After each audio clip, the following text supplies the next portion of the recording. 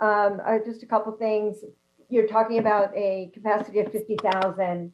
Can you say, do you expect how many more bases you will need to tap in order to meet that expectation?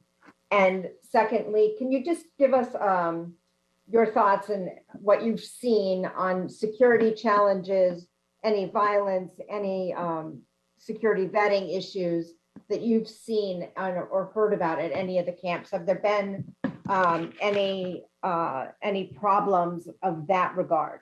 Thank you. Thanks, Lita. As far as bases, we currently have 8 task forces at 8 different locations, ready to expand if needed. At this time, I do not anticipate needing any additional bases to reach the capacity we need of at least 50,000. As far as security, I'm not aware of any incidents that have made it to my level on the task forces. I believe that's the question that you're asking.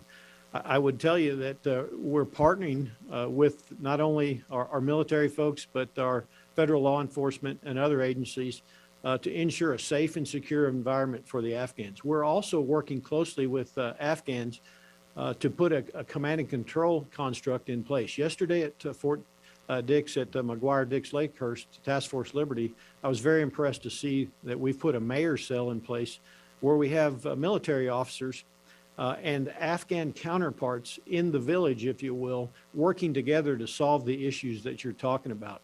But no security issues have risen to my level. Did you have a question? Yeah.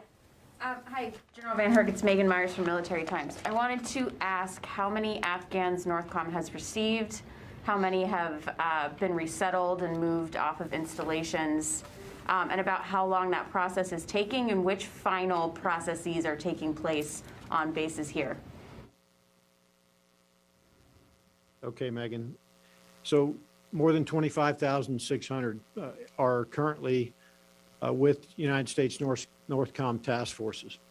As far as how long and how many have processed through, it's more than 800 at Task Force Eagle at Fort Lee.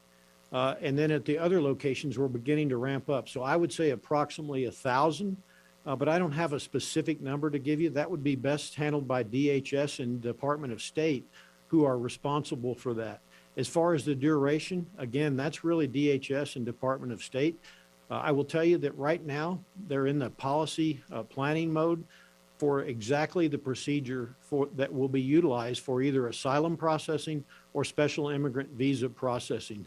We look forward to finalizing that. I talked with Mr. Bob Fenton yesterday while at Joint Base McGuire-Dix Lakehurst. Bob Fenton is the DHS lead for Operation Allies Welcome, and he's working closely with our team so that we become as efficient and effective as possible in the outflow process. Go ahead.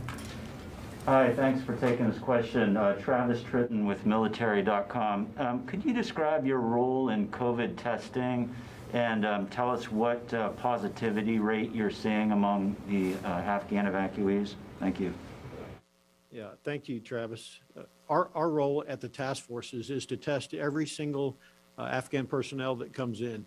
They're also tested at Dulles as well, but that is not done under United States Northern Command. So we're testing all of them.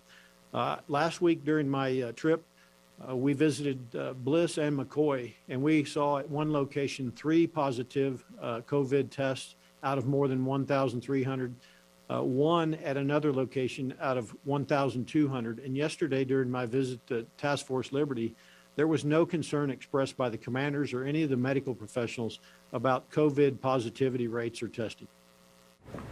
Okay, we'll go back to the phones. Dan Lamoth. Hey, good morning. Thanks for your time today. Wanted to ask, we've seen a couple advertisements asking internally for AFPAC hands types, military personnel, assumedly that have some familiarity with Dari, Pashto, that kind of thing.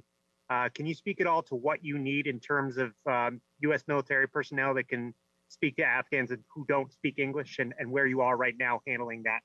Thanks.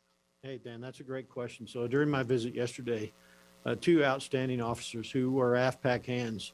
One of them was a Space Force officer who recently transitioned to the Space Force from the Air Force, and the other was an Air Force officer who both volunteered to do this mission once they saw the importance of it. both of them fluent in the languages. And very helpful. In addition to that, the Headquarters Air Force has provided a cultural advisor, again, fluent in the languages, to help with the cultural challenges that everybody needs to understand. With regards to interpreters, linguists, those kinds of things to support, those are challenges. We're seeking as many as we can through the interagency process. We've also had a request for forces out to DoD for additional support. I'm confident that we're going to get that support as we go forward. Great people volunteering to help us out. Okay, Janie.